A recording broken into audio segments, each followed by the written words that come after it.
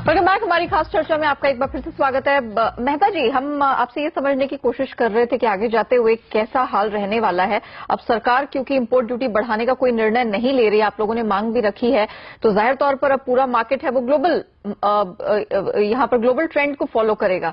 Global market से कैसे संकेत है, क्या वहां तेल और सस्ता होने वाला है? ग्लोबल सप्लाई ज्यादा है इस साल और उसके वजह से एडिबल ऑयल और ऑयल मिल का दोनों को सप्लाई ज्यादा है। आज हमारा ऑयल मिल में भी हम 30 से 40 रुपये आउट प्राइस है, तो ऐसी वजह से, और पाम का भी प्रोडक्ट अभी हायर अपर साइकिल में जाएंगे तो वो भी प्रोडक्शन बढ़ने वाला है। तो ऐसा लगता है कि supply there will be excess supply, तो हो सकता है कि भाई ये प्राइस जो अभी है उससे ऊपर जाने की कोई संभावना नहीं देख रही है unless government decide to raise the import duty. सब कुछ सरकार पर निर्भर करता है। अगर वो इंपोर्ट ड्यूटी बढ़ाते हैं तभी कीमतों की गिरावट में कुछ कंट्रोल दिखेगा, वरना अंतर्राष्ट्रीय बाजार में गिरावट के संकेत है। बिरेन, आपसे हमने काफी विस्तार में चर्चा की। अब ये बताइए कि जो सिचुएशंस आपने सामने रखी, उसे देखते हुए घरेलू बाजार में सोया तेल और क्रूड पाम तेल, अब इसका रुझान कैसा आपको दिख रहा है? अगर टेम्परेचर कूल डाउन होता है या तो मॉनसून में ब्रेक आता है तो एक सेंटिमेंटल बूस्ट आएगा। वैसे पूरी की जो इन्वेंट्री इको सिस्टम है वो हैंड टू माउथ है, मतलब माइक्रो लेवल पे कंज्यूमर भी हैंड टू माउथ है, इंडस्ट्री भी हैंड टू माउथ है, तो कलेक्टिव बाइंग शायद आ सकती है, बट वो एक टेम्पररी रिलीफ रैली ही होगी। सस्टेनेबल बुल रन का कोई चांस अभी नहीं दिख रहा है। ये क्या आप रिफाइंड सोया तेल के बारे में बोल रहे हैं या पूरे खाने के तेलों के बारे में?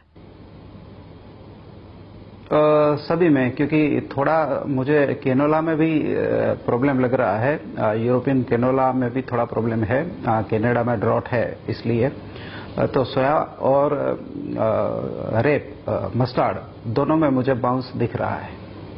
रवि, आपने यहाँ पे क्लियरली मेंशन किया था कि अब किसानों को जब तिलहन में भाव नहीं मिलेंगे तो वो कॉटन और दूसरी कमोडिटीज की तरफ देखेंगे जहां उनका एक्सपीरियंस अच्छा रहा है। ऐसी सिचुएशन को देखते हुए अब लॉन्ग टर्म आउटलुक सोयाबीन, सरसों में आपको किस प्रकार का दिख रहा है?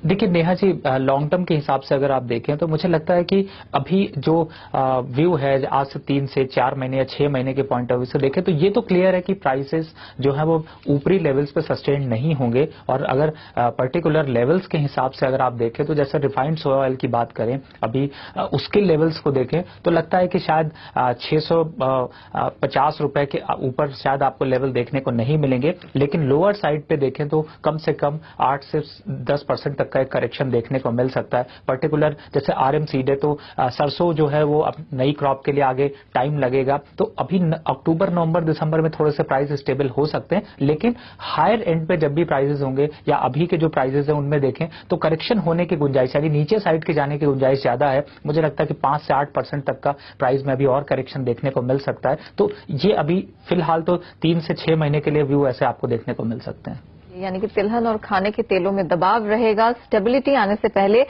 5 से 10% का करेक्शन ये पूरे कॉम्प्लेक्स में देखने को मिल सकता है। हम रुकते हैं एक छोटे से ब्रेक के लिए। ब्रेक के बाद जब लौटेंगे समझेंगे खाने के तेल और तिलहन में कमाई के लिए आपको क्या रणनीति अपनानी है। आप बने रहिए हमारे साथ।